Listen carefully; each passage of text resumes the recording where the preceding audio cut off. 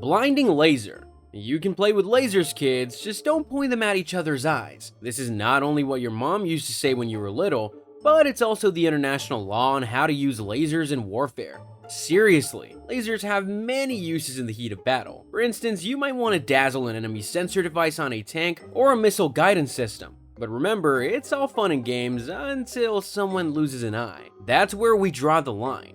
To understand why they're so dangerous, let's say you unfortunately find yourself shot in the eye with a high-power laser. In a blink of an eye, the laser will burn the cells in your retina, the part of your eye that allows you to see. You feel a whirlwind of symptoms, a crippling headache, tears streaming uncontrollably from your eyes, like you're watching Mufasa's death on repeat, and the appearance of floaters, those small, bizarre spots that drift across your field of vision. From there, a few things could happen. You might get permanent blind spots in your field of vision. Basically, you can see just fine, but there are round dark voids hovering around everywhere you go, like black holes trying to consume you. But even that is a better fate than the worst case scenario. Your retina could be completely burnt, leaving you in total darkness, robbed of the gift of sight. But look on the bright side. You'll save a fortune on electricity bills. For starvation, the idea is straightforward. Do whatever you need to prevent your enemy from eating. Surround the entire area to prevent trade, burn their crops, or heck, just send soldiers to each house to slap the food out of their hands.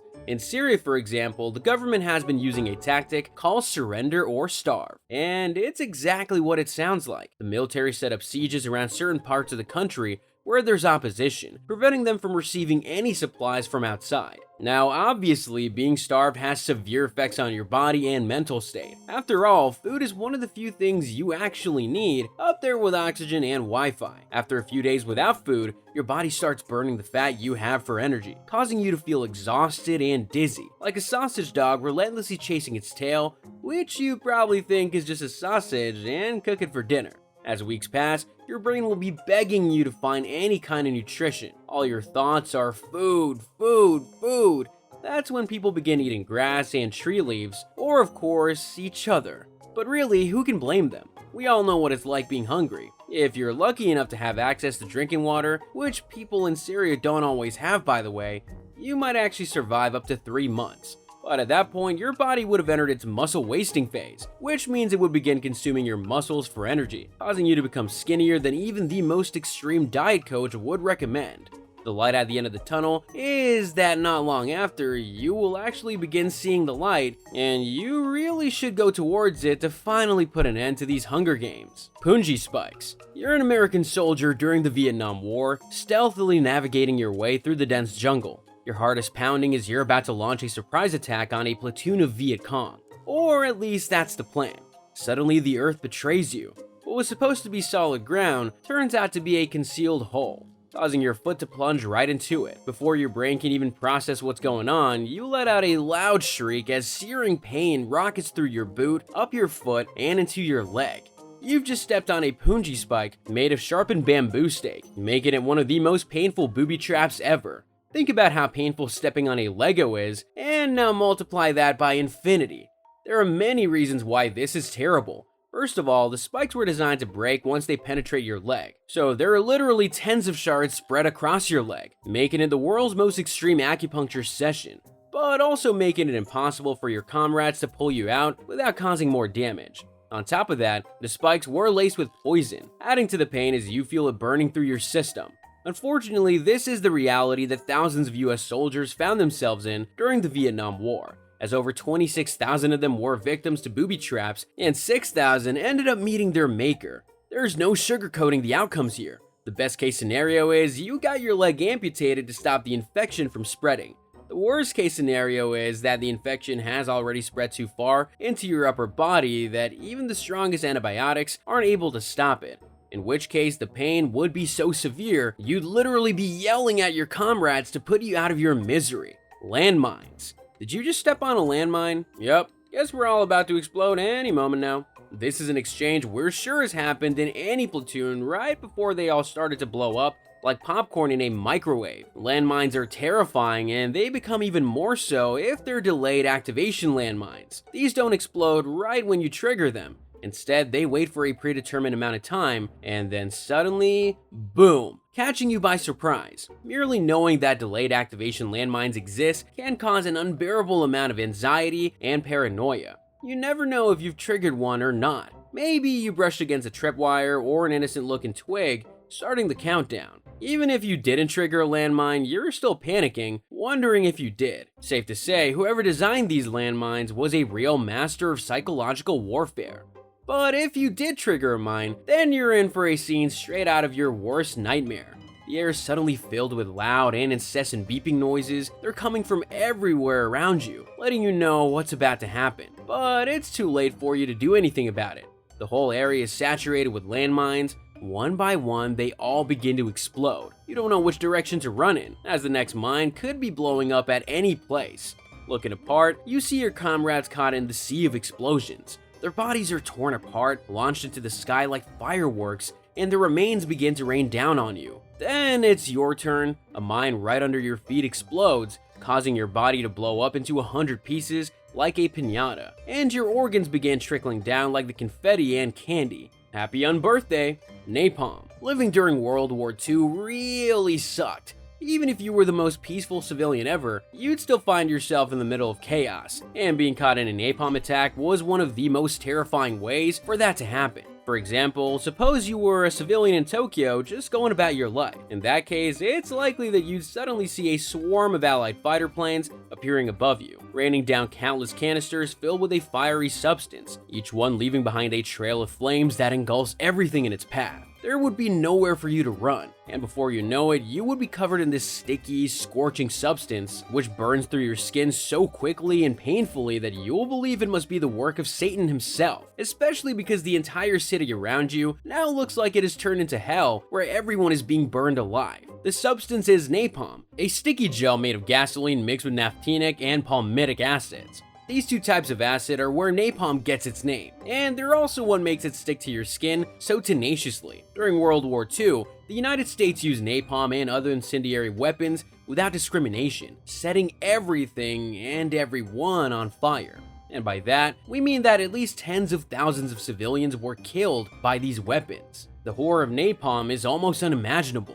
The gel continues to generate heat, burning through your skin and tissue, reaching down to your very bones. On top of that, it's highly flammable, which allows it to rapidly consume all the oxygen around you, suffocating you while producing flames that can reach temperatures of up to 2,190 degrees Fahrenheit, which is literally as hot as lava. Catapulting infected corpses. It's Raining Men is a catchy song, right? Well, back in the Middle Ages, it was literally raining men, dead men. And the only thing catchy about it was the disease everyone got because of it. Let's say you're a ruler of an empire and out of nowhere, your people start dropping like flies due to an infectious disease. Now, you probably have a couple of options on how to dispose of the bodies without causing a full-blown epidemic. But if you're creative enough, you might think, why don't I just kill two birds with one stone? And so you decide to throw the infected dead bodies at your enemies. Not only would your enemies get sick, but also getting rid of the corpses would now be their problem. It's the most magical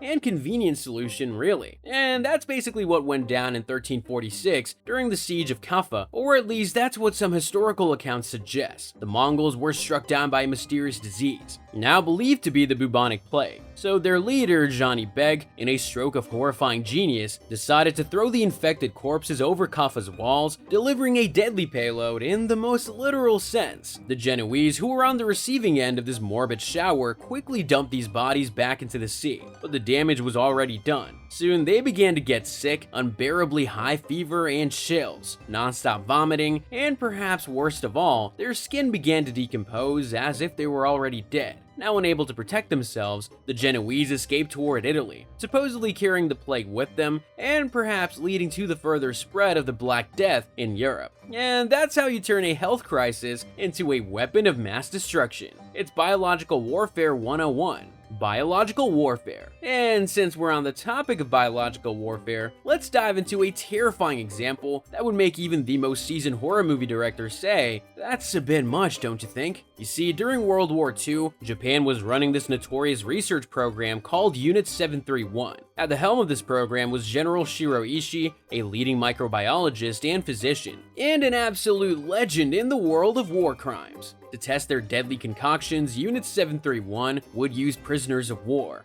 Chinese civilians, and anyone who they simply thought was undesirable as guinea pigs. So if you were one of those poor souls, you'd be infected with diseases like anthrax, plague, cholera, and more. Now that you're infected, Unit 731 would study the progression of these diseases in your body in the most brutal and unfiltered way possible. They would carry out live dissections without anesthesia, leaving you to see and feel them slicing you open and playing around with your organs like you were stuck in an ultra-realistic game of operation.